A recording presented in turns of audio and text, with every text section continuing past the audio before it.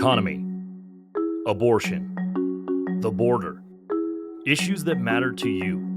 AZ's On the Fence.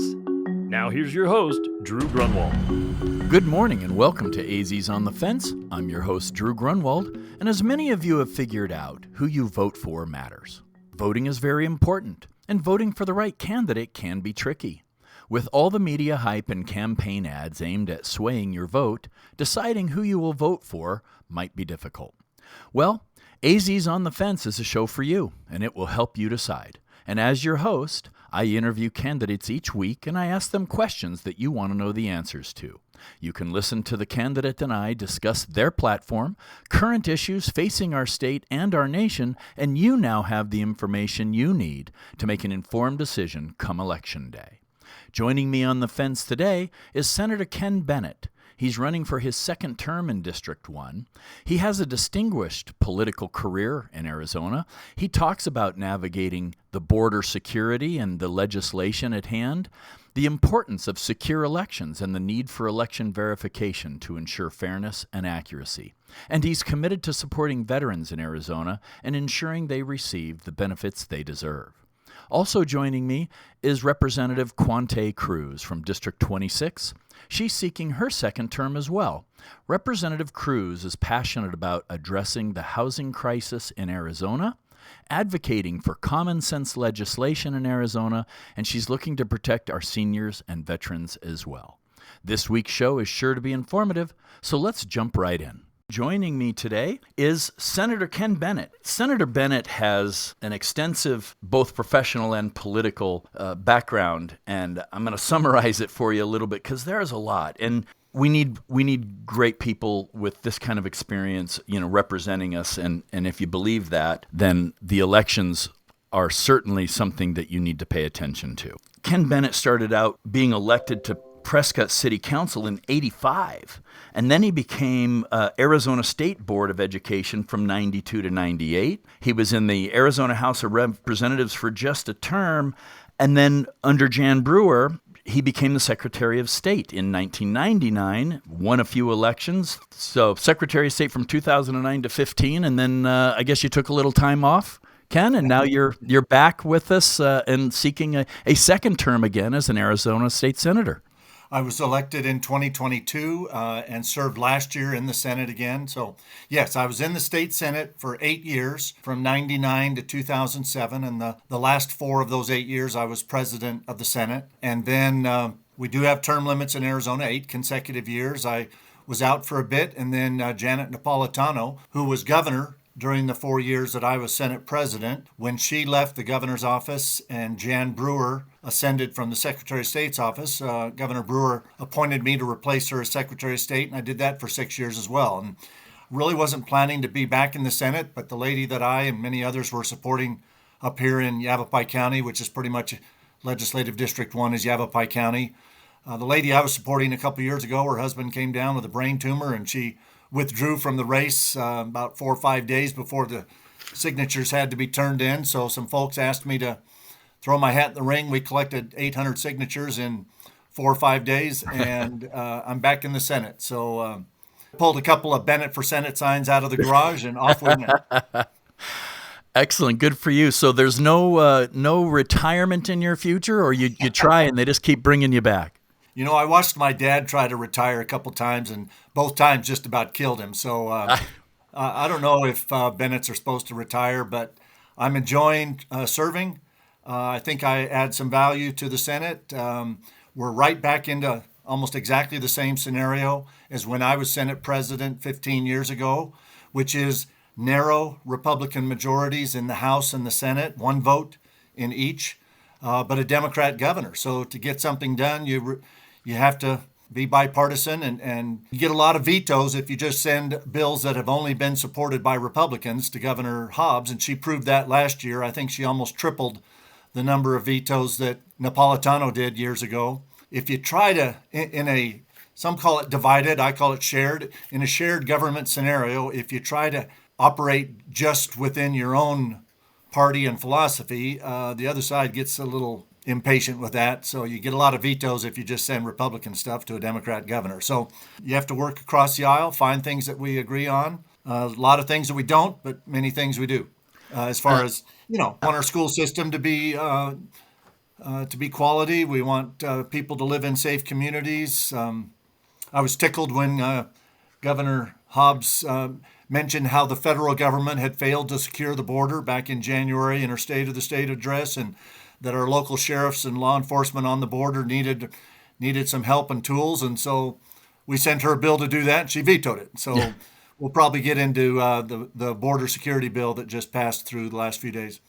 Yeah, in fact, let's just jump right into that. So HCR 2060 passed both houses, and instead of it going to the governor's desk for signature, it's going directly to the ballot for Arizonans to vote on. How do you see that going? Well, I think the polling suggests that large majorities of Arizonans, Republicans, Democrats, Independents, are dissatisfied with the mess that is the Arizona-Mexico border. And I think that was evidenced by President Biden issuing an executive order yesterday, which 2 or 3 years ago he said, I can't do anything by executive order, and it's all the Congress's fault. Until they send me something, I can't do anything. But I think it finally occurred to him that it's been occurring to the voters for a long time, that what he's done by canceling a lot of the policies that were in place during the Trump administration, he has turned the border into a nightmare, and he had to do something to try to save his reputation among the voters, especially a lot of independents that want if we don't have a border, we don't have a country. And no matter what your party or independent, what's going on the border just isn't working. So the opponents to the bill are saying that they don't like the bill because it now says the police can stop anybody for any reason, racial profiling or whatever, and ask them, if they're here legally. And I read the bill or parts of it, and from what I read and what I understand, that's not the case at all. Let's boil it down for the people who are listening, because this show is designed to help people who are on the fence, who don't know which way they want to vote, to get the real information. So I'm going to remain neutral in this, and I want you, the senator, to explain what's on the bill so that people understand it really does protect the border, and it's not an attack on the people in our cities. Yeah, this is not a bill about are you present in the country illegally.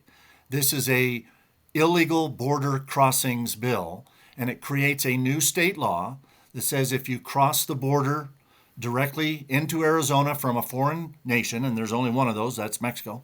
If you cross directly into Arizona from a foreign nation without going through a lawful port of entry, you have committed a new state crime of illegal entry into Arizona. Now, there's a federal crime to that effect as well, but without a state crime, county and city and state law enforcement officials, if they see somebody crossing into Arizona illegally, away from the lawful ports of entry, about the only thing they can do is call the Border Patrol, who I think are so overwhelmed right now that if they can't show up for hours or days, it's obviously too late. And so they had been asking us for a state crime on which they can, and we added some things in there. We held it up for about a week or so because I specifically had concerns that I didn't want it to be a focus on stopping people anywhere for no reason at all and asking them if they're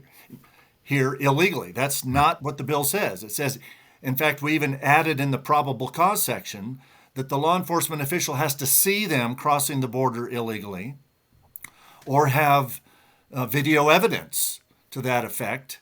But this is not stopping people, especially because of their skin color or any other thing, and asking them if they're in the country illegally. No, this is for if we observe you crossing illegally, if law enforcement observes you crossing illegally into Arizona directly from a foreign nation, then they have a state crime on which they can arrest and detain someone.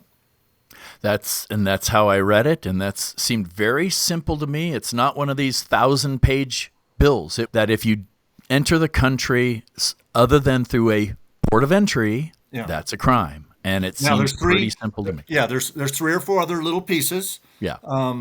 And yes, this is patterned after the Texas SB4, but only the parts of SB4 in Texas that apply to illegal crossing the border. Texas put some of the old, kind of like Arizona's 1070 stuff from 10, 12 years ago into their bill, but we specifically did not include those aspects. We did 2 new state crimes: crossing into Arizona illegally, and then if we do catch you doing that and you agree to self-deport back to your country and you don't do that, then you've committed a crime of not returning to your country. There's also a 3rd section about fentanyl that kind of increases the penalties for being involved in fentanyl that ends up killing somebody. The penalties are increased by 5 years. There are 2 sections related to, one is related to government benefits, federal, state, or local. If you submit false information to get government benefits, then you've committed a crime. Or if you submit false information to get around the E-Verify program for employment. But the real crux of the bill is that first one, which is unlawful entry into Arizona from a foreign nation without going through a lawful port of entry. Yes, I read those elements of the bill too.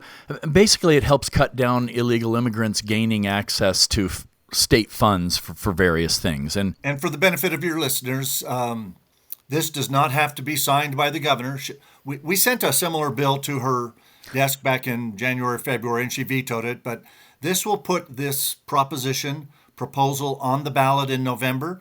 If the voters of Arizona pass it, then now there is one condition, and that is that the similar provisions of Texas's SB4 have to be found constitutional. Those are right now in the U.S. Court of Appeals. So that process is working its way through the Court of Appeals and probably will get to the Supreme Court. But if the Texas law of illegal entry is found to be constitutional, then the similar law for Arizona will take effect as well.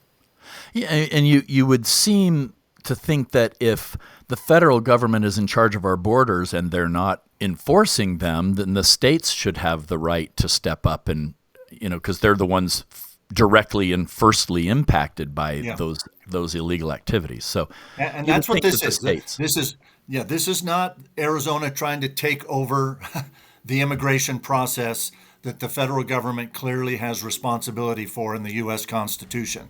So we're not taking over the ports of entry. We're not doing anything to try to take over their responsibilities, but they're failing in their responsibilities, and so we're going to help fill in the gaps where we have to. That's excellent information. And if you are listening and you're not sure, download and read the bill yourself. Senator Ken Bennett is joining me on the fence today. We're going to go to a break, and when we come back, I want to talk about securing our elections, talk about our veterans, and some other super important things to Arizonans and for your constituents in District 1. Thanks for joining me on the fence, Senator Bennett, and we'll be right back after the break. Thinking about selling your home but unsure about the current market and the value of your home? Call the experts at A2 Luxury Real Estate. The team has over 50 years experience in real estate, appraisal, and finance. Having the right team with the right experience will help you make the right decision when it comes to selling your home. The pinnacle of luxury real estate starts with A2 Luxury Real Estate. Visit us at a2luxre.com or call 602-888-1433, Realty One Group. Welcome back to AZ's On the Fence. I'm Drew Grunwald, your host, and joining me this segment is Senator Ken Bennett. He's an incumbent running for his second term in District 1. So do you have to go through the primary in July to get on the ballot again for November? Yes. In fact, the same gentleman that I ran against me 2 years ago is back in the race. And then another Republican has joined the primary. So there's 3 of us in the primary on July 30th, and whoever gets the most votes then goes to the general election in November. And District 1 must be a popular district. Now, with somebody with your experience, and you even had a viable campaign and you ran for governor against Doug Ducey, that's a huge campaign, obviously. You must have had staffers and people and strategists and money like crazy. That has to help you. I didn't have as much as he did because He won, Apparently no. and but anyway, yeah. But When I running a was campaign when I like was, that has to give you, it has to help in it future does. campaigns and things, right? It does. It helps you hone your message and focus on what's most important. It's a large state, and you can't be everywhere all the time, so you have to kind of pick your battles and go where the voters are, and you do that on a little different scale in your own district. But it's a lot easier doing it for one district than the entire state. Yes, for sure. And having run multiple campaigns over many, many years, you've kind of got the process down, I can imagine. So part of your platform, Bennett for Senate, would be secure elections, secure state finances, secure the border, which we talked a lot about in the first segment, protect the Second Amendment, protect unborn life, provide for school choice, and value our veterans. That's a wonderful message. And for people who want to find out more about your campaign and your platform, how do they find you? Our website is at kenbennettforsenate.com. Bennett's with two N's and two T's, so Ken Bennett for Senate. The F4 is spelled F-O-R, spelled out. Yep. So kenbennettforsenate.com. And you can just Google Ken Bennett and you pop up. So That's one of the first. That's one of the first ones that comes up. You're right. It sure is. There is another Ken Bennett in Colorado or something. So Yes. make Is sure he that you click Yeah. on the one in Arizona. It should be Arizona, right? Let's talk about secure elections. You've been in the game a long, long time. Is there always been, well, I mean, you were Secretary of State. You had a lot Yeah. to do with our elections when you were the Secretary of State. And I don't believe there were the issues under your tenure as there are now. What's going on? Well, yeah, I was Secretary of State from 2009 to 2015.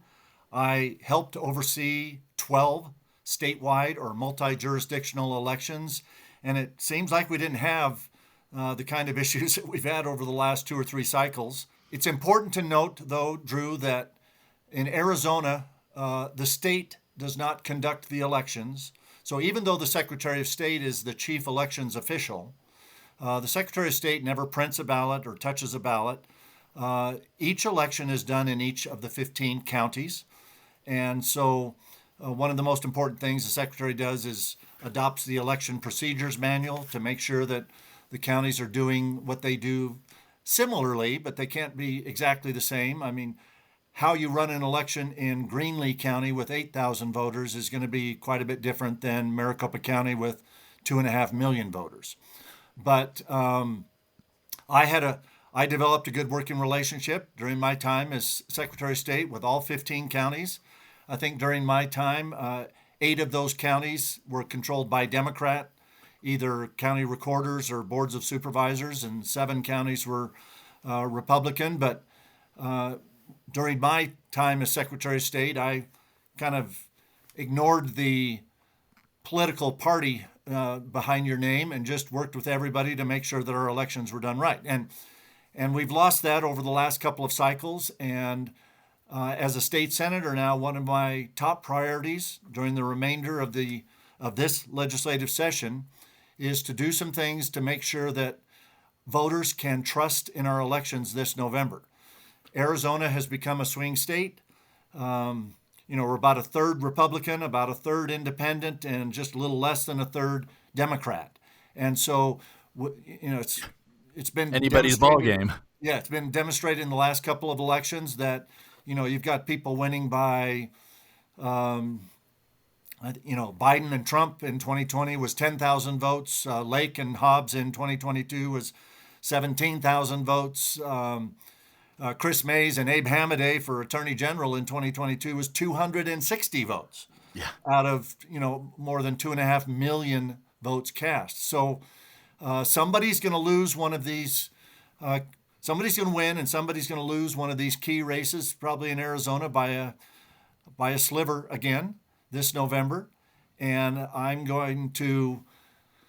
am seeking and am confident that I'm going to get $2 to $3 million in the state budget so that we can have an election verification project between the legislature and the Secretary of State's office. And yes, the Secretary of State right now is a Democrat, and the Republicans narrowly control legislature, but I want to be able to prove to, especially the candidates, did you win by a hair or did you lose by a hair? And whatever it was fair. Whatever it was fair. Yes. And so we're going to, I haven't announced all the specific details, but basically I'd like a system for this November so that after the counties conduct their election and tabulate the ballots using whatever software system that they use in each county. In Arizona, we have 15 counties. One county, Maricopa, uses a system called Dominion. Lots of questions about Dominion. One county, Yavapai, my county, uses a system called Unison, and the other 13 counties use a system called ES&S. But no matter what system the counties use to count the ballots the first and official time, I want to have a verification system where we use a fourth independent system, not one of those three, but we take the same ballot images that were collected by the machines when those ballots were fed through the machines in each county, and we tabulate them on a separate system to verify that the machines and the software in each county counted the ballots correctly. And there's some things that we want to do on, checking the voter list to make sure that there wasn't anybody voting who wasn't eligible to vote. Right. That we don't have dead people voting. We don't have 13 Kenneth Bennetts in Yavapai County when there's only one of them, voting. There's lots of common sense things that we can do. And so my focus over the next few weeks in the legislature, as we're working on the budget finally, is to get $2 to $3 million so that we can have an election verification project so that we can prove to the general public, to candidates, whether they lost by a hair or won by a hair, that it was done fairly. And win or lose, most of us grew up without participation trophies. And same with elections. If you win, you win. And if you lose, you lose. You just want to know it was fair. Correct. That's all. Right. You don't want someone to cheat. And first time I was elected to the Prescott City Council in 1985, there were 2 seats open. I happened to be the top vote getter, but the second guy who did get the second seat beat the third person who lost by 3 votes. Oh my! So when you have that races, stings. When you're that close, every ballot matters. It absolutely does. And if the voter rolls and is full of registered voters who don't exist or who are dead or who have moved out of state, I believe there's a responsibility for somebody to make sure that the voter rolls, registered voters, are accurate. I heard that there's 85 to 95% registered voters in some counties, and that doesn't seem likely, but maybe Arizona's ahead of the curve because I know when you apply for a driver's license, they ask if you want to register to vote. Statewide, our numbers are very close to the national average, which is about 69 to 70%. I think the national average is about 69.1% of the voters in any given state that could be registered are registered.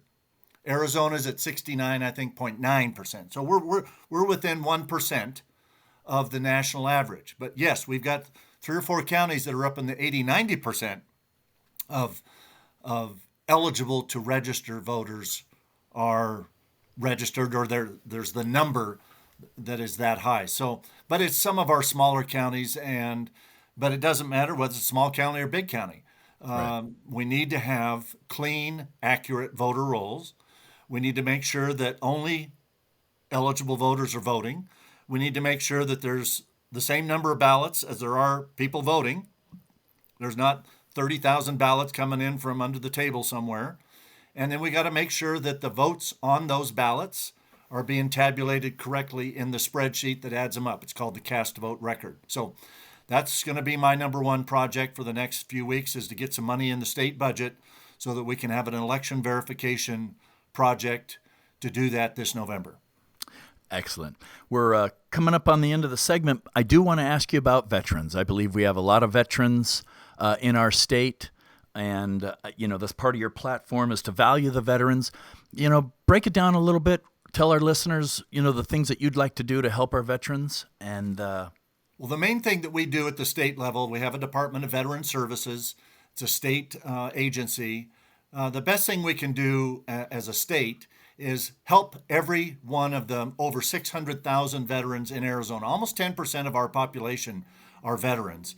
And the best thing we can do in Arizona is make sure that every veteran in Arizona gets the benefits that they're entitled to under a variety of federal laws and benefits. And so that's the main and most important thing that we do at the state level is help Arizona veterans get the benefits they deserve. Well, thank you, Senator Ken Bennett, for joining me on the fence today. You're listening to AZ's On the Fence. For those who are on the fence, this is the show to go to so that you can make an informed, nonpartisan decision and feel good about your vote. But the most important thing is get out and vote, right? That's right. Thank you, Senator Bennett, for joining me today, and good luck in your campaigns. Thanks, Drew. Have a wonderful day, and also to your listeners.